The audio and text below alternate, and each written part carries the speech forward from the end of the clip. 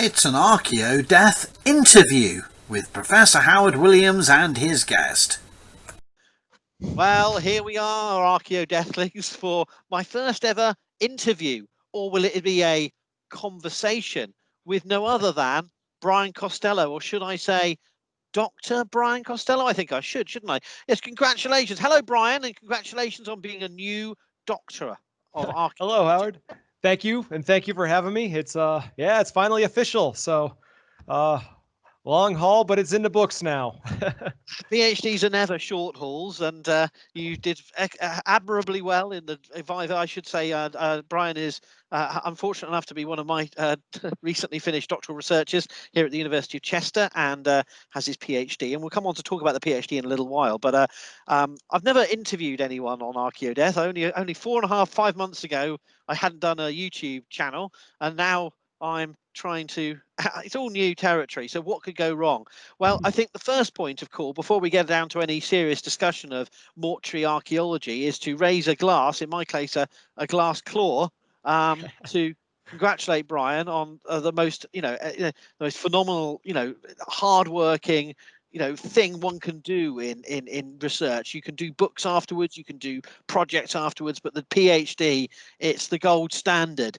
And well done. Congratulations for achieving what you've achieved, sir. Well done. Thank you very much, and thank you for all the advisement and guidance throughout it too. I really appreciate that. And don't forget the personal abuse, which is actually not even included in the fee for the doctoral supervision. You just get that from me anyway. Yeah, but no, character building. It's PhD supervision and PhD supervisee,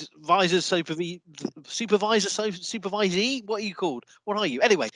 Whatever that relationship doesn't always go well, and it's not, you can't always agree on everything, and the whole point is there's got to be tension and intellectual argumentation about in the relationship of but you did a really brilliant piece of work, and despite my supervision, and it's great that you got through. And you had the Viva Voce examination when? May 12th. Yeah. You got the official letter that the minor corrections are okay just now, Yep. haven't you? Yeah, I got it. I got officially awarded on the 10th. That's when the board met. So just got the email yesterday. Wonderful. Well, Yeah. we'll come back to that in a little while. I mean, what I want this little interview discussion conversation to really be about is the channel is like my blog on aspects of my research and my discussions, but about the relationships.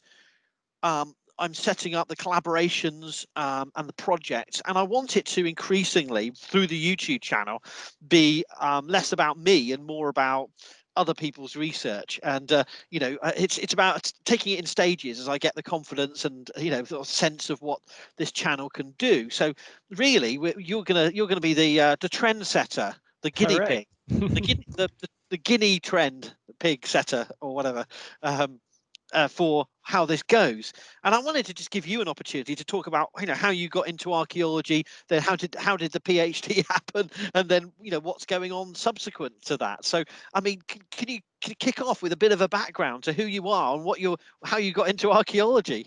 Yeah, definitely, because it is a long series of events that led me here, and I just sent an email to a person that really helped me get here in the first place, sending him a copy of my PhD.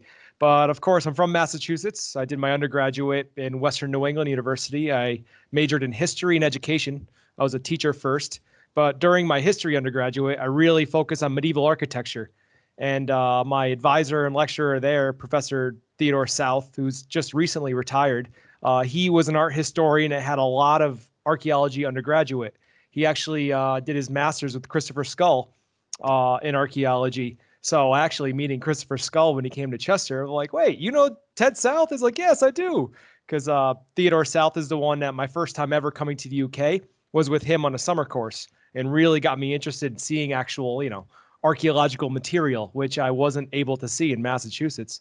And from there, really got into education, became a high school teacher and secondary teacher, history specifically, taught a year in China. But after that, I really wanted to do archaeology and signed up for an MA at the University of Chester, where I did death and memory, focused on medieval burials of the 14th and 15th century, looking at the English and Welsh archers of the 100 Years' War and the War of the Roses, looking at the asymmetry of skeletons and the relation in the burial grounds to see, social mobility in a way.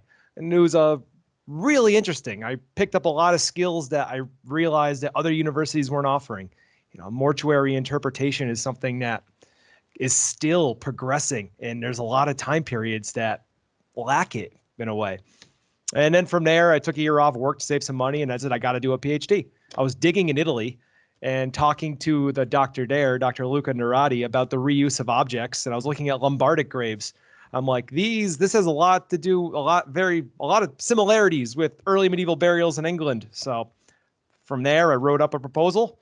And then I got stuck with Howard Williams as an advisor for a PhD. Yeah, because you managed to, I was suddenly remembering, of course, you had the blessing of not having me as your supervisor for the MA, because even though, for those who don't know, our unique and please apply now MA Archaeology, Death and Memory is sort of archaeological in focus, mortuary archaeology, funerary commemoration, but it touches on other subjects and things. But that year I was on research leave, so you got, was it Adrian? Yeah, Adrian Maldonado is my advisor. So you got the great Adrian Maldonado, because Adrian is obviously a National Museum of Scotland now, if I remember rightly, and has done so much exciting work. And but we had the luck of having him at Chester for a year, and that was good.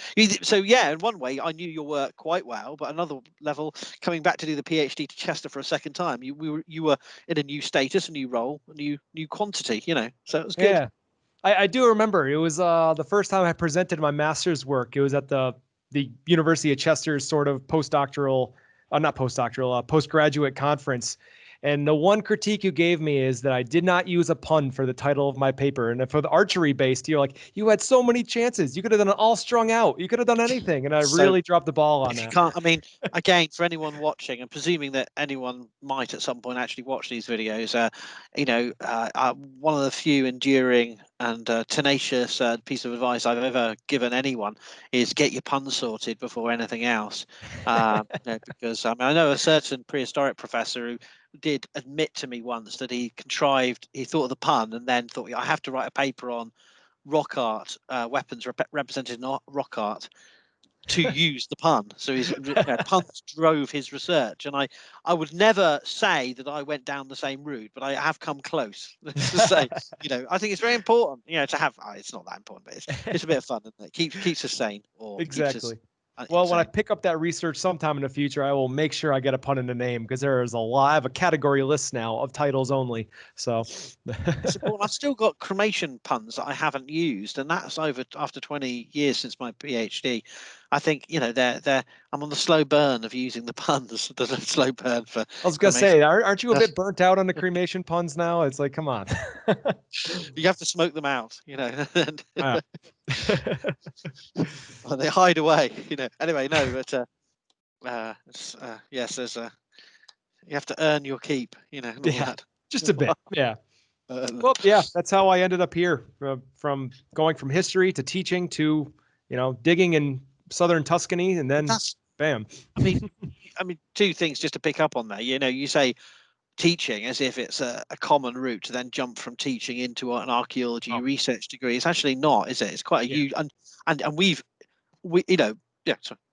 Oh, it was a big deal because it was a career already. I had some opportunities for some permanent jobs, and actually it came to the PhD. It was either I had a choice in my mind, a choice presented to me to either take a full-time position at a school that was offering me the works, or, be a student again, living the student style life for a long period of time. But, the PhD has always been a goal, and it was sort of like, here's my chance. I love teaching, and I really do. I always give all the respect to teachers, and I still consider myself a teacher today. It was just one of these where it was like, I'm going to go with this. But even though I love teaching, I love education, and my secondary school teachers, I'm still working with different sort of research involved with that. But you're right. It is very rare to have, teachers jump over down into the PhD route, specifically in the humanities. So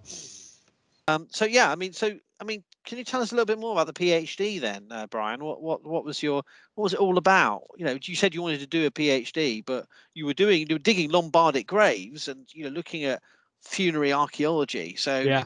what? Well, it was the perfect place for after my master's. It was a rescue archaeology dig in southern Tuscany where we were actually going into first Etruscan burials that were on a cliffside, and the road had eroded. So we had to scale down the side of a 100-foot cliff, which was the first time ever I really felt like Indiana Jones, which was kind of nice. Another PhD student at Chester, that's where I met there. And she also came to Chester, Rihanna Phillips. She can relate to that because she did the same thing. She was the first one jumping off of a cliff to get into these tombs. That's how I knew she was Chester material. It's like, hey, you like that? And then you realize that every day at Chester is like that, really. It's like yeah. But it was just a discussion because, of course, my master's degree was in later medieval period, but it was just sort of getting the idea and seeing the reuse of objects and graves and really not finding any real studies for it. So I started looking at heirlooms and curated objects and looking at specifically early medieval Anglo-Saxon graves, but there was just a massive focus on Roman material, not on their own, and reading through. So I was like, let's see what there is here. Started a project on that. So my PhD focused on the curation of objects of early medieval post-Roman make, to be honest. That's the way to really form it. And the evidence pointed to two types of objects were the most likely to be heirlooms at the time, including the historical record as well, even though this is the 5th to 7th century where historic records just started in the 7th century back in the Anglo-Saxon areas in the early medieval period. But swords and brooches were the two ones, each for the gendered burials of the early medieval period. And what the research showed was this was correct from grave reopening and the styles of objects there were. And the research looked through 1,700 plus graves from 20 plus cemeteries of Kent. And it was successful. I found curation of objects, and specifically the reason was not just heirlooms and graves, but what they meant. It was actually it was during a period of social and political stratification. These objects were used as mnemonic devices for social remembrance of the funerals, the time where everybody gathered together, especially at these central funerals, which had over a lot of times 200 plus burials. The whole area would show up for this. This is one time where people would be negotiating, families, kin groups, and these objects that would be known and recognized were put front and center to make a statement about the family and the kin group. So it was really interesting stuff. And I got to say, after my entire PhD, I'm still not sick of it. I really enjoy my work, and I'm really looking forward to continue to publish on it. So that's a shocking statement to make, that you're not sick of it yet. I mean, I almost don't believe you. I mean, how can you not be sick of a PhD? I mean, surely it's like something you'll never want to go, look at again, at least for a year or two. I mean, but but I know you also, and I know you're being sincere. So I'm shocked, and yeah. I mean, that's great. I mean, do you think that I mean, what have we done? You've published. We co-authored an article, didn't we, in that in an Etsy collection that stemmed from a tag session originally, the past in the past. Oh, there it is. So it's Matthew Knight, Dot Borton, and Rachel E. Wilkinson. Yep. Objects of what's the title? Objects of the past in the past. The past, which is an ArchaeoPress Access Archaeology book. So it's downloadable for free. Yeah. Without having to complain about it on social media. No, I'm sorry. You can actually access this for free, and you can buy a hard copy, buy lots of hard copies, but also you can get it. So it's a really good collection, really range, because that's a theme that's been around for a long while. Object biographies with Katina Lilios's work, and a range of other scholars have looked at this. Roberta Gilchrist for later medieval. I did a little bit on stuff, on Roman reuse, and there's been a range of other voices coming in on that, on Ellen Swift, Chris Capel, but no one has looked at what you looked at, which is the early medieval objects redeployed or circulating within the early medieval funerary arena. Yes. Yeah. It was always talked about because we find some objects out of context that are older than the grave context, but no one ever really looked at the grave context, the entire picture. I mean, a lot of the early medieval studies, it's either mortuary focused or object focused, and kind of crossing both of them was really what I really took under, and it worked out. It was really Well, interesting. it's like supervising a piece of work, and I keep being familiar with the field, and one thinks, yeah, I know everyone's already done this. What's he going to be able to pull out that's new? And you realise actually no one's done any of this, and it's that's really at one level I knew it, another level I kept thinking, there's nothing going to come out, but actually some really interesting, fascinating insights. And so when so when you talk about future publications, have you got plans for taking more of your thesis into publication form? Yeah, I'm actually about halfway done with 2 drafts of 2 papers. The journal I want to submit to one of them is asking for an abstract, so I might send that in the next couple of weeks or so. Specifically, the closest one is on the sword burials and where are all the hilt fittings. So I don't want to give away too much right now, so I'm gonna be quiet right now. But really looking forward to that. And then the other one, more social based and social relation with kin groups. So working with some things, again, no other topics that are involved in my PhD, but no one's really discussed either. So it's filling in some holes in academic record is really kind of what I'm doing. But I'm excited because these are 2 parts of my discussion in my PhD that I really enjoyed writing because it was kind of the nicest finds throughout. So yeah, and from that, there's still a few more I want to do. From the Viva, I was offered some topics like, you should write about this. And I didn't even think of it before. So it was really good advice. And I started that as well.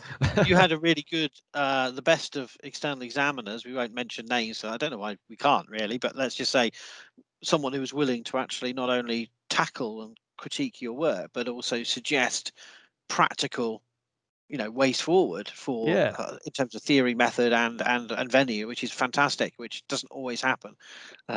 It's great. It was good, especially being virtual. So that was kind of because you had a virtual Viva, didn't you? You had a COVID compliant, COVID secure, COVID exactly. whatever the latest bullshit phrase is. You had one of those, which is and that went okay, did it? It went fine. It was just it was kind of awkward being in, well, of course, the best sound was in my bedroom. So I had a little desk there and it was really nowhere to cheer or go afterwards. But I had a good time. It was fine. It was a great experience. I really wouldn't change it because of the outcome. So I'm happy with it. Of course. And I mean, you've talked about the topic and your argument. I mean, I don't expect you in a video to go through all the detail of your thesis. You've talked about a publication already out, publications to come. But what about more the experience of doing a PhD? I mean, obviously, a lot of people spend a lot of time articulating the genuine frustrations and problems, financial. It's isolating. It's often demoralizing. It's very difficult to see the wood from the trees. It's very good to see the light at the end of the tunnel. Every metaphor works for a PhD of the nose to the grindstone, the long slog, marathon rather than the sprint. There's all these. It stacks out every cliche, but every genuine frustration of doing this piece of work. But what I want to get from you is what else happens in a PhD? You spend a lot of time sitting at a desk doing research. What else did you get up to? Conferences, going to museums. Yeah, got up to quite a bit. We've had a few adventures going to Viking festivals, doing mock death burials of Vikings. Did some outreach is what it's called. I think exactly. That was the aim anyway. We ended up just using ourselves, but I think the aim was educating people. Yes. That was good. Taking part, and of course the teaching. I actually was able to lecture at Chester. I know a lot of other PhD students at other universities. Talking to a few of them, they get allocated about a half hour per academic year to lecture. And as a former teacher, and it's one thing I want to do is teach. And I've had the opportunity to do so at Chester, which has also helped financially because, of course, as it is said, being a PhD student is financially mostly unviable for a lot of people. And that's been difficult, but, manage. I feel like I've had a lot of good advice throughout my PhD that really made it a bit easier. Of course, it was stressful, as every PhD is, because you're undertaking a massive task in a long period of time that you're sacrificing years of your life to do research on a topic, and you see friends at my age married, have kids, buying houses. And I'm like, they call me the professional student for the last 3 years, which is pretty interesting, but done now. So, but other things I got up to is I do like my athletics. That kept me sane, keep the body moving. So not sediment. I always gave myself time for that. That helped a lot with the mental focus. It's always helped me through school and everything, is different sports. If there's a sport being played, you'll see me on the pitch, you'll see me somewhere, and I'll be there. Well, you're not quite so, arbitrary. You have some specific sports you spend most time doing, don't you? Like Yeah. boxing. Is it really everything? Oh yeah, boxing was. I did win a championship of a semi-professional league in the Northwest during my PhD, which was pretty interesting. For one, for the dieting and losing weight. My moves, okay. I taught him all my moves. Yes, that's true. Actually ducking those comments, that's what helped. But avoiding the stinging criticisms that could have. God, exactly. We'll get back to those soon enough. I know that that one comment's going to come up sooner or later, so we'll talk about that in a bit. But the map. Okay. We'll bring it up now. It's like for everybody to know, the one thing is me and Howard's co-authorship. I was going through, and it's like we need a map, and we're using, when you read it, you'll see we use 2 cemeteries in Kent as the example, which are part of my PhD. And I wasn't sure about how to present it because I'm like, it's 2 cemeteries, Kent, and I was sending sort of a draft to sort of work with in a way. I was like, here's what I got so far. What should we sort of add or do with this? Howard, I think, took it as, is this what we're going to do? Is this the draft? So I got the most hilarious email I've ever received come back to me going, Brian, that's the most pointless thing I've ever seen in my life. I've seen many a pointless person and thing in my academic career, but that map was like embodied the essence of all of the things before. So how it crystallized into one shite. It was wonderful. It was only a draft, and but it was great because I was expecting that, and I just loved it because I was in tears laughing when I got that email. It was wonderful, and it's part of it. And the whole thing is, I think that's the mental outlook of a PhD in general is, when you get something like that, there's different people that could take that seriously. And there's other people that could take it. It's like, all right, this is constructive and I will fix this. I will work with this. And it's a big thing of that sort of mental strength. And getting back to boxing, heck, PhD, I wasn't getting punched in the face. So it was a bit easy. It made me mentally stronger. That's what I should say. Because you're getting punched in the face, it means that we as academics didn't have to do it to you. It's perfect. But seriously, I mean, there is. I think it's really a good case study of how perhaps sometimes my criticism can go off a little harsher than I intended. I just heard the other day that apparently a certain foreign country where I was invited a decade ago to be a doctoral examiner, and they thought, oh, that curly-haired friendly guy, and then he turned up and he's really tough, and I went what? Me? I'm not really tough. I'm lovely, but I know it's a serious process, and if you want to be adults about this, and it's about how we interrogate the archaeological record, how do we construct our arguments, then we need to be taken to task. And if it's about our maps, well, I've certainly produced arguments that I have been taken to task, and sometimes it gets too much, and you just think, what can I do? What more can I do? What more can I give you guys? But then other times you just think, well, you know what? That was a pretty pushing. That argument was on the edge of in the realms of fantasy. So I kind of, you have to take some of this criticism. So of course, I feel like it's also that the map comment, which was hilarious. We were at the point in our relationship for like advisor-advisee that we knew each other. You knew I could take it. We had that back and forth, which was fine. I mean, we have, even on my drafts of my PhD, it's like, okay, that was harsh, but it's like, I know this is going to make me better.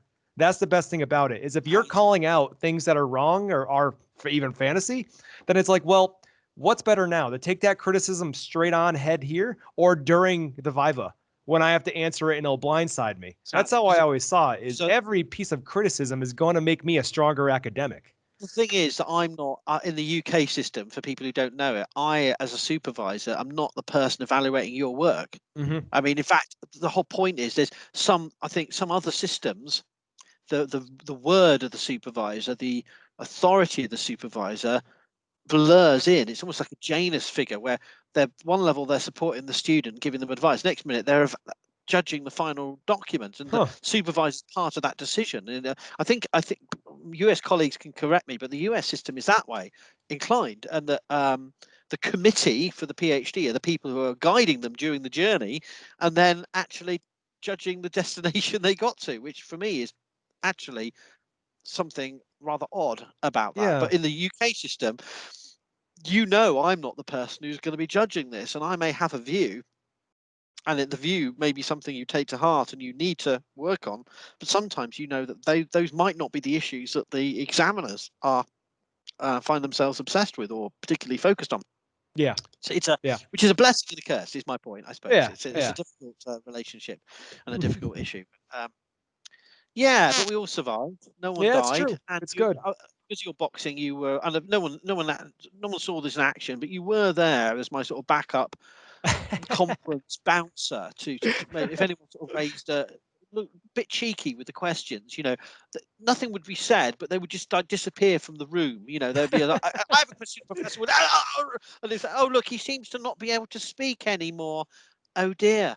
No, we didn't do Of that. course not. And besides, that wasn't my style as a boxer anyway. I was like the little gladiator in Life of Brian, just outran the guy the whole time until the other guy dropped dead. I was a non-violent type of boxer. Here we go. Yeah, but I think that's a very fruitful, and that's very good. I know some academics who've spent their career doing that too. So, but in terms of the experience, you went to conferences.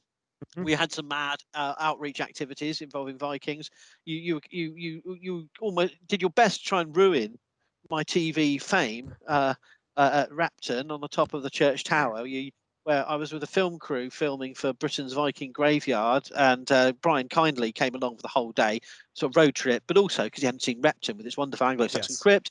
There was a genuine educational reason why he was there, but it was good fun. But he also ended up helping out as holding the mic, and I got recruited to the film crew. Yeah.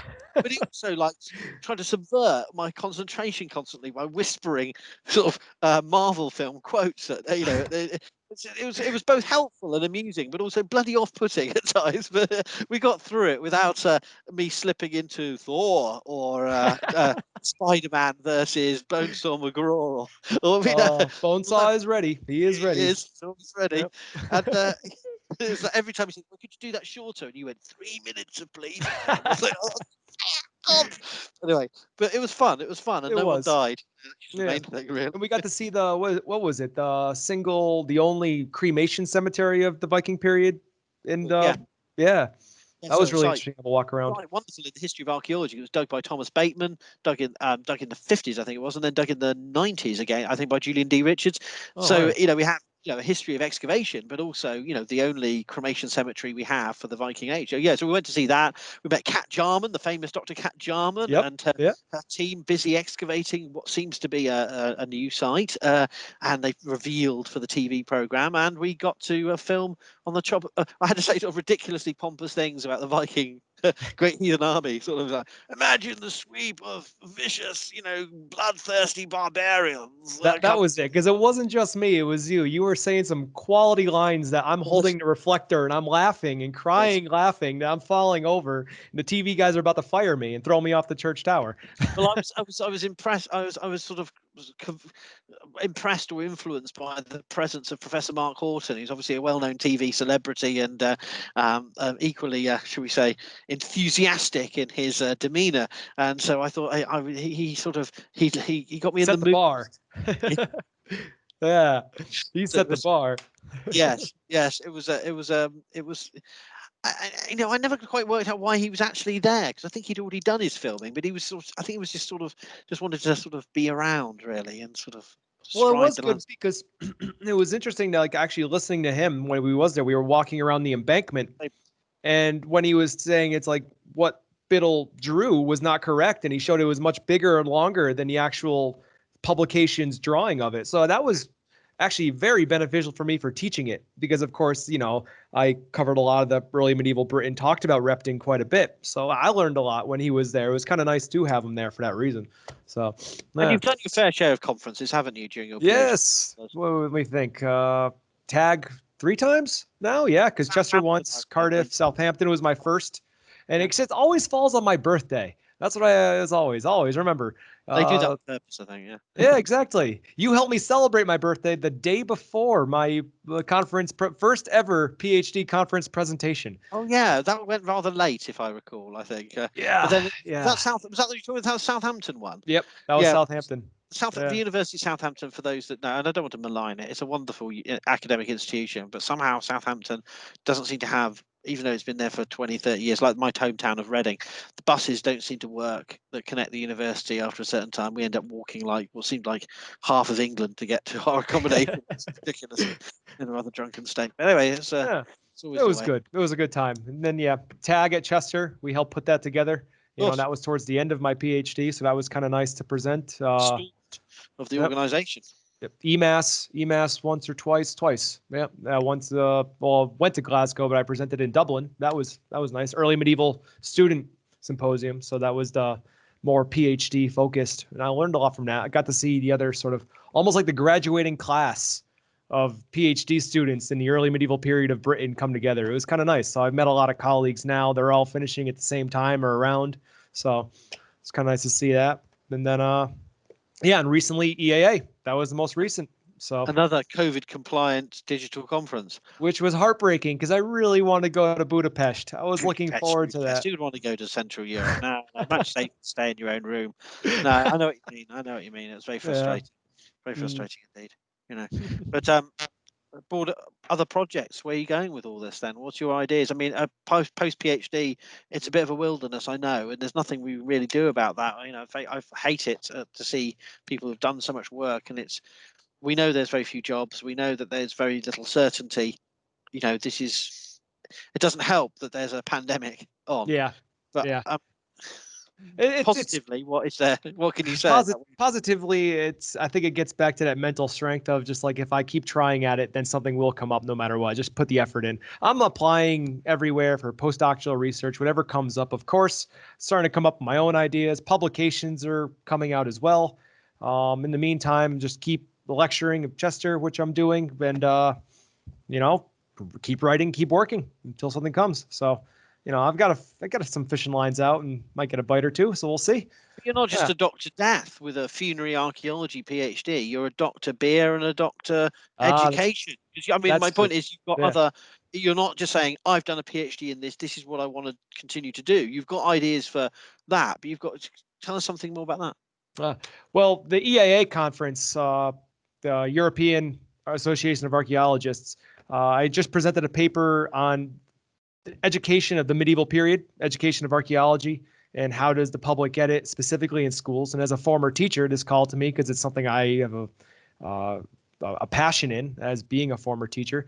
So I did research interviewing a number of teachers from the UK and US to let them have a perspective at an academic conference of archaeologists, because there's been too many occasions where you go to a public archaeological conference and it's like, they should have them teach this. The teachers should do this. The teachers do that.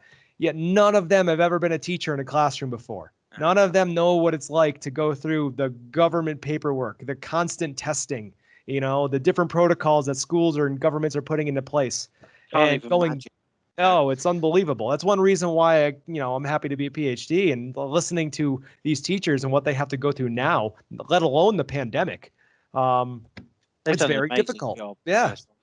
Honestly, yes. I have nothing but respect for him. And it was a good outlook because the paper was successful and talks about expanding the survey and getting more of a European perspective in it. So that's one avenue I really am passionate about, is really trying to help teachers out. That's one thing I want to do. And if I could do it in a position as a doctor of archaeology to help out history teachers first and expand into it, that's one way I would really like to do that. Because even going through and analyzing curricula for the different, one example is the English curriculum has Anglo-Saxons as invaders, and not much else detail for teachers to use. So it's like 40 years out of date, and it was just rewritten in 2015. So it was just sort of like, okay, any archaeologist of the early medieval period knows that's not necessarily true. And we have a lot of evidence countering that. And there's a big discussion there, but we're still teaching children at a young age the same stuff from 40 years ago that we already know isn't correct. And it's not fair to teachers to blame them when they're given these tools. Anyway, there's a rant done. But no, that's the whole thing, isn't it? There's so much rich archaeological evidence and complex nuances. And I've been teaching this 22 years or whatever, and there's never been a time where I haven't been trying to explain that, but you realize there's some tenacious myths, Yeah. not only myths of migration, but also some tenacious sort of survival, Romano-British continuity myths out there as well. And Yeah. you've got to simplify for schools, but equally you don't want to be perpetuating sort of nationalist fantasy Yes. lands. And Yes. I think that's something that we've got to be working constantly to. And a lot of that is not just simply about the story, but the perspective and the material. And the Mhm. material is often just illustrative background anyway, and that's half the Yeah. problem. I think. Oh, sorry, Yeah. you No, I know all think about you're completely right. I mean, whenever archaeology did appear, the material, it was only as to reinforce a single historical point. Yeah. And then you have points talking about the medieval period and other, of course, in the United States, there's a lot less medieval European perspective in their history course. It's like 1 year in fitting in the medieval part. It was interesting, like Texas curriculum had explain how the 100 Years' War and the Black Death ended the medieval period. And I was sort of like, that's news to me. It's a very Anglo-centric perspective and even not really correct. I see what they're going for, but any teacher that doesn't have a background in the medieval period would have no idea where to begin with that. So, and that's just a historical output, not even using the archaeology. But again, that's one thing. Passion for helping teachers is one thing I really want to pursue. EAA, we were in discussion of forming an educational group. I'd like to continue and pursue that. Yeah, so there's the education standpoint. And the beer side, of course, that's everybody's. I love that. Well, I'm on wine tonight, but tell me about the beer. Well, me and my partner and also a PhD student at the University of Chester, Rihanna Phillips, who's almost in her final year of her PhD.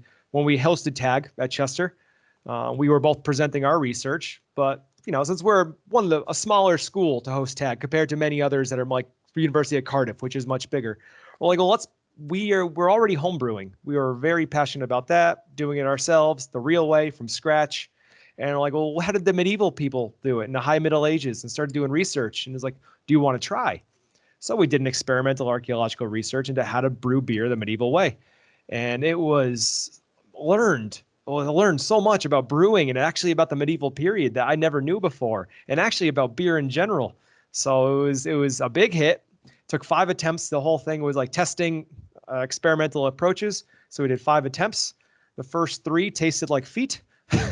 But the last 2 were excellent, and actually we brought a barrel into the conference and we kicked it by the end of it. So it went down with a hoot. I gotta say, feet. yeah, with the mean feet. But it's kind of interesting that it's like you bring beer into a conference session and everybody wants to drink it. Kind of says something about. Well, there's a myth about archaeology and alcohol, but there's also the myths about, well, not just the myths, but the fundamental interconnection of alcohol and human history and prehistory, and incidentally, it reflects on our future as well, because season 4 of Fear the Walking Dead has Really? beer making and a beer maker as an integral part of the storyline. Like we need to preserve beer for civilization despite the zombie apocalypse. So it's interesting. It's I'll have to interesting watch that. aspect. Yeah, no, it's an interesting aspect of how we see ourselves and our society and what we think is superficial or entertainment and frivolity, as opposed to what we think is actually central. A safe to drink, nutritional liquid food. It would be like we have that food triangle. To be on the bottom is beer, because it was basically in the medieval period porridge, 1-2%. So really, it was your workday beer. That's really what it was. If you said that today, workday beer, you're going to lose your job in 5 minutes. Yeah. Oh, but I learned a lot from that. So it was great.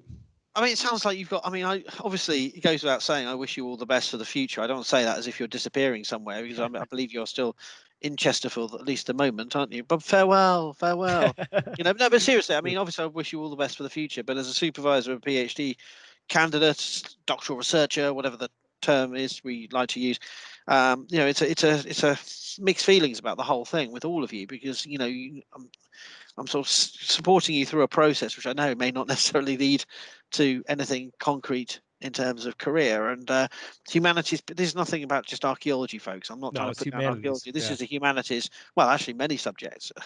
I don't actually evangelize PhD students for that very reason, because I know that it needn't go that way, and we've had long hard talks about this issue from the start. So I know there's a bit of rhetoric out there suggesting that we're all sitting here laughing at PhD students and conning them in some way. Well, we're not. We talk about the why you want to do it. There's good reasons, the research skills you've gained, the expertise, the confidence, the knowledge, the communication skills, the conferences, the side projects, the publications. You've built so much up.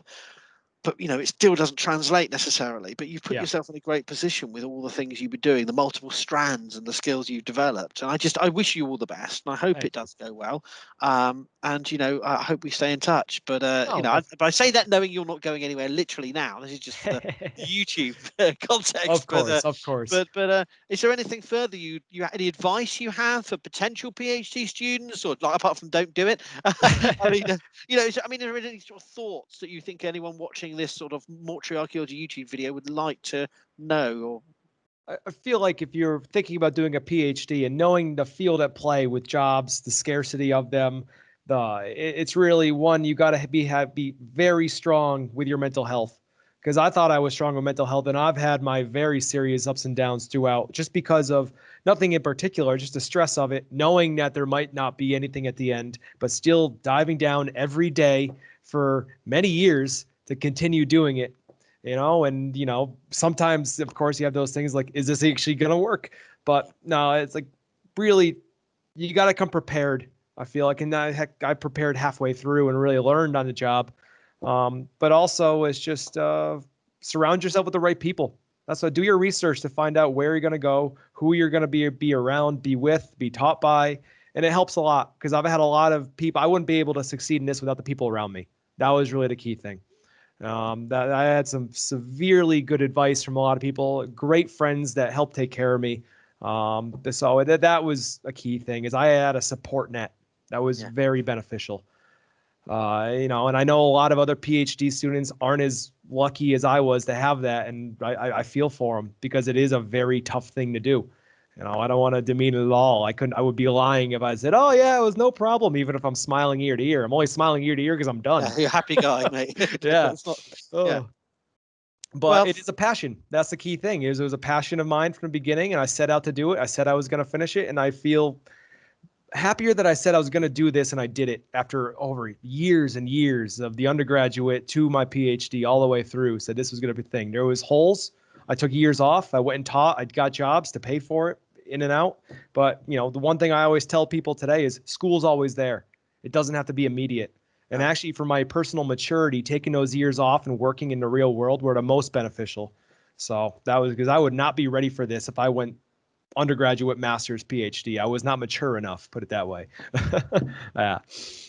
Well, you've restored my faith in a lot of it, even if it it's been a joy supervising you, and I think I'm only there for a part of a journey of someone's career and where they go. But it's really great fun and really exciting project, and I want to see more of it out there in publication as soon as we can, Brian, because I think it's going to be.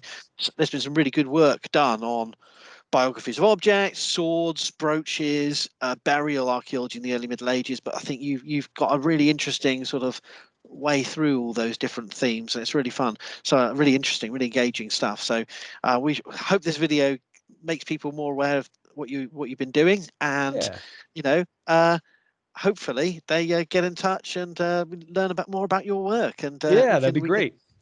Keep the story moving forward. But for now, as my guinea pig for the first ever Archaeodeath YouTube interview, I think we should perhaps wrap it up with a thank you and a cheers again, Dr. Costello. And thank you very much. Thanks for having me, and thanks for everything. No worries. And we shall hopefully this will be the first of if not many, then at least a few Archaeodeath YouTube interviews Awesome. with or without booze, but this one has to have booze and Exactly, a cheesy cultural appropriation Halloween Mexican jacket, which I immediately apologize for, because I know it'll offend someone on the internet, but it's not really an in joke. It's just me being tragic. But anyway, take care, Brian. Lovely to see Howard. you, and we'll see you again soon. Take care, Definitely. mate. Thank you very much. Bye-bye. Sadly, we're all going to die. But while you're waiting, why not follow Archaeodeath? Subscribe now on YouTube.